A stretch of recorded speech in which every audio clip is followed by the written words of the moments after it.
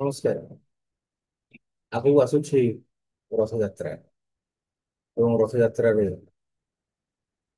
ତିନି ଠାକୁର ସୁଦର୍ଶନଙ୍କ ସହିତ ଶ୍ରୀଗୁଣ୍ଡିଚା ଯାତ୍ରାରେ ଆସି ପହଞ୍ଚିବେ ଶ୍ରୀଗୁଣ୍ଡିଚା ମନ୍ଦିରକୁ।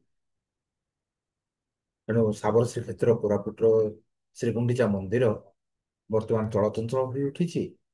ବର୍ଷ ତମାମ ବନ୍ଦ ପଡ଼ି ରହିଥିବା ଏହି ମନ୍ଦିରରେ ବର୍ତ୍ତମାନ କାର୍ଯ୍ୟ ଆରମ୍ଭ ହୋଇଯାଇଛି।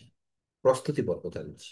କିପରି ଲୋକମାନେ ଆସିପାରିବେ, ଭକ୍ତମାନେ ସୁରୁଖୁରୁରେ ଦର୍ଶନ କରିପାରିବେ, ସେମାନେ ଠିକ ଭାବରେ କିପରି ପ୍ରସାଦ ସେବନ କରିପାରିବେ, ଘରକୁ ପ୍ରସାଦ ନେଇପାରିବେ, ଆଉ ଆନୁଷଙ୍ଗିକ ବ୍ୟବସ୍ଥା କିପରି ଠିକରେ ହୋଇପାରିବ, କିପରି ବର୍ଷା ଦିନରେ ଭକ୍ତମାନେ ହଇରାଣ ନ ହେବେ, ଏହି ସମସ୍ତ କାର୍ଯ୍ୟ ତଦାରଖ କରିବା ପାଇଁ ଆସି ପହଞ୍ଚିଥିଲେ ମନ୍ଦିରର ସ୍ୱେଚ୍ଛାସେବୀ ମାନେ ଏବଂ ଚାରିଆଡେ ପରଖି ଦେଖି ତାର ବିହିତ ବ୍ୟବସ୍ଥା କରିବା ପାଇଁ ବିଭିନ୍ନ ସୂଚନା ଦେଇଥିଲେ। ବର୍ତ୍ତମାନ କାମ ଚାଲିଛି।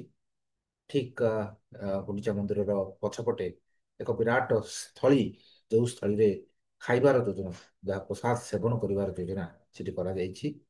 ଯାହାଫଳରେ ଅନେକ ଲୋକ ଏକାଥରେ ଖାଇପାରିବେ, ସେଠି ସେବନ କରିପାରିବେ ଏବଂ କିପରି ଭାବରେ ପାର୍ସଲ ଯୋଉ କରାଯାଉଛି ତାକୁ କିପରି ଅଲଗା ଜାଗାରେ ତାକୁ ସ୍ଥାନାନ୍ତରିତ କରାଯାଇପାରିବ, ସେ ସମସ୍ତ କଥା ପୁଙ୍ଖାନୁପୁଙ୍ଖ ଭାବରେ ଆଲୋଚନା କରିଛନ୍ତି ଏବଂ ପରିଦର୍ଶନ କରିଛନ୍ତି।